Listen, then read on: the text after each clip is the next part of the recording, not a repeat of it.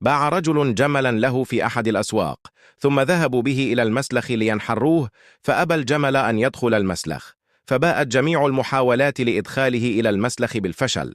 فجاء رجل ذو خبرة وقال لهم: احضروا صاحب الجمل عله يساعدنا في إدخاله.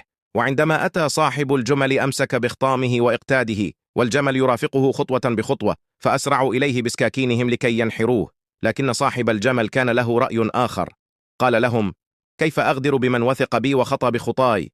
فأعطاهم المبلغ الذي أخذه منهم وخرج به، وأقسم أنه لن يبيع من وثق به وائتمنه على روحه.